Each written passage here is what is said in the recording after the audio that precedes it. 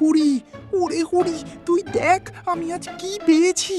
দেখ, এই তো চাল রাখলাম, আর এই তো, ওরে বাপরে, এ তো পাহাড় সমান চাল বেরোচ্ছে। মানুষ তো আপনাকে এখন আর ভোলানাথ বাবু বলে ডাকে না, সবাই আপনাকে লোভী ভোলানাথ বলে গাল।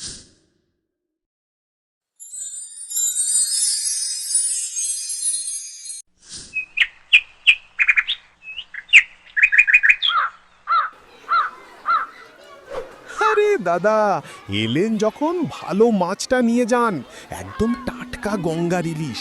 জলদি করুন, না হলে সব বিক্রি হয়ে যাবে। এই যে দিদিমণি, সস্তা ও ভালো সবজি, তাজা লঙ্কা, টাটকা বেগুন সব আমার কাছে। আরে দাদা, চালের দর এত বেশি কেন? গত সপ্তাহেই তো কম ছিল। ও হে, দর কমানোর সাধ্য আমার হাতে নেই। ভালো জিনিস খেলে দাম তো দিতেই হবে। বেশি কথা না বলে চালটা মেপে নাও, দেরি করলে লাইন বেড়ে যাবে। আজ পাল্লাই একটু কারচুপি করতেই হবে। গ্রাম থেকে কত বোকা লোক আসে চাল কিনতে, আমি সামান্য ওজন কমিয়ে দিলেই তো আমার লাভ।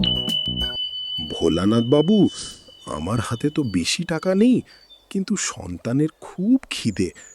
একটু বেশি করে চাল দিন না দয়া করে।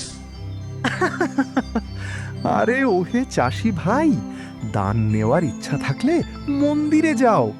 আমি এখানে ব্যবসা করতে এসেছি। যাও, এই তো চাল, এর বেশি পাবে না। ও হে ভোলানাথ, আমি কিন্তু দেখতে পাচ্ছি তুমি বাটখারা সরিয়ে নিলে। এই কেমন মানুষ তুমি, এমন বেইমানি করছো কেন? তুমি একদম মুখ সামলে কথা বলো। আমার দোকানের নিয়ম আমারই হাতে। ভালো চাইলে বিদায় হও।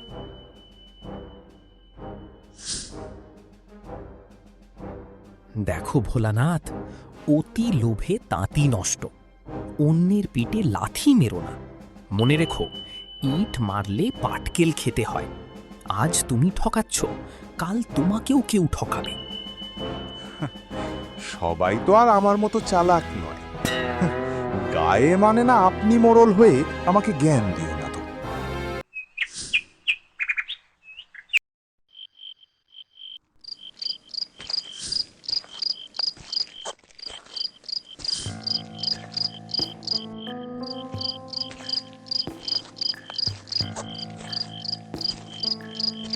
এ কি, ভুল রাস্তা দিয়ে এলাম না তো?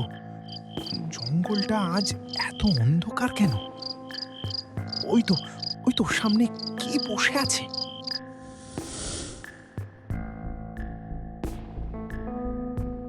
থামো ভোলানাথ, লোভের অন্ধকারে পথ হারালে আর ফেরা যায় না। কে? আপনি আমাকে চেনেন? আপনি কি কোনো সাধু?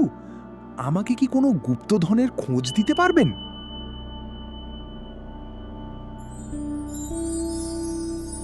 মানুষ যখন শুধু সম্পদ খোঁজে, সে তার বিবেক হারায়। তোমার পরীক্ষার জন্য এই হাঁড়িটি দিলাম। এটি সাধারণ নয়, জাদুকরি।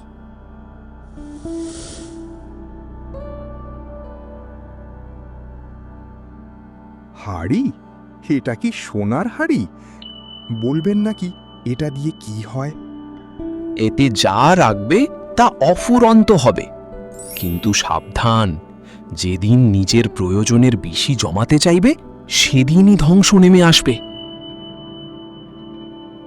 ভোলানাথ, হাঁড়ি দিচ্ছি, কিন্তু মনে রেখো, যেমন কর্ম তেমন ফল। লোভে পড়ে যদি হাঁড়ির অপব্যবহার করো, তবে নিজেই নিজের বিপদ ডেকে আনবে।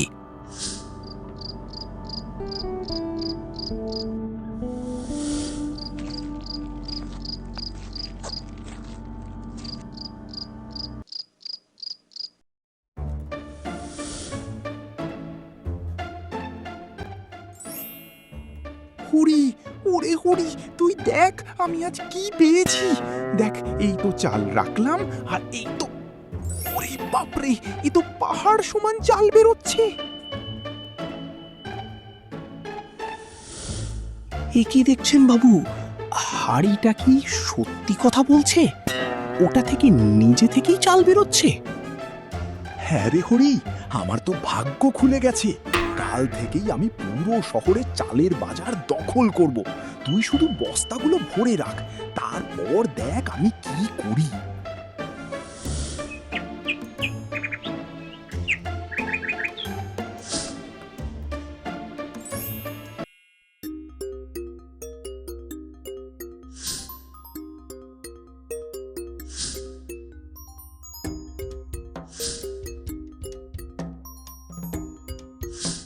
আরো চাল চাই, আরো হীরা মুক্তা চাই।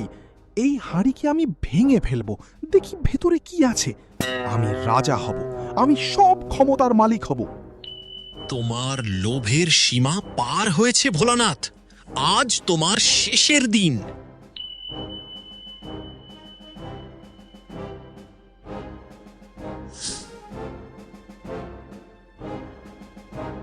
ইকি, হাড়ির ভেতর থেকে ইকি, আমার মতো দেখতে এটা কি?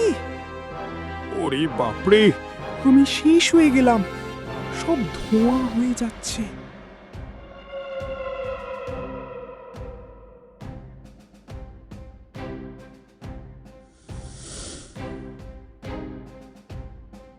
বাবু, সম্পদ একদিন শেষ হয়, কিন্তু মানুষের মন ভাঙে তার কোনো দিন জোড়া লাগে না। আমি তো শুধু চেয়েছিলাম ধনী হতে, কিন্তু এখন দেখছি নিজের পায়ে নিজেই কুড়াল মারলাম।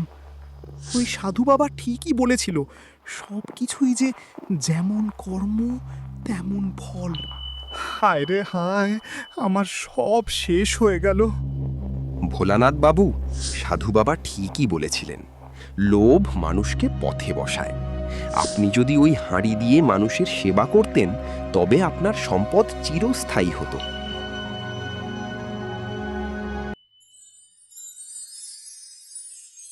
লোভী মানুষ যখন সব হারায়, তখনই তার চোখের জল শুকায়। ক্ষমা চাইলে শান্তি পাওয়া যায় ভোলানাথ। আমাকে ক্ষমা করুন সাধু বাবা, আমি আজ থেকে সৎ পথে চলব। এ কি করলাম আমি? যে চাল মানুষকে খেতে দিতাম তা আজ পাথরের মতো শক্ত। আমার লোভে এই গ্রামের কত মানুষের পেটে লাথি মেরেছি, কত গরিবকে ঠকিয়েছি। এই সম্পদ তো আমার অভিশাপ হয়ে দাঁড়িয়েছে। বাবু, সম্পদ তো আপনি পাহাড় সমান করেছেন, কিন্তু এই সম্পদ কি কারো মুখে অন্ন তুলে দিতে পারবে?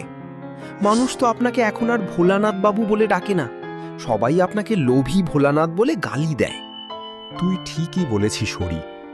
আমি যদি আজ এই সমস্ত সম্পদ গ্রামের ক্ষুধার্ত মানুষের মাঝে বিলিয়ে দিয়ে আবার সততার সাথে ব্যবসা শুরু করি, তবে কি তারা আমাকে ক্ষমা করবে? সৎ মানুষের সততা ফিরে পেতে দেরি হয় না বাবু। গ্রামের মানুষ সরল, তারা আপনার এই পাথরের সম্পদকে কাজে লাগিয়ে হয়তো রাস্তাঘাট মেরামত করে নিতে পারবে। আর আপনার পরিবর্তনের গল্পটি তখন সবার মুখে মুখে ঘুরবে। আজ থেকে আমার একটাই মন্ত্র, পরিশ্রমী ভাগ্য আর সততাই পরম ধর্ম।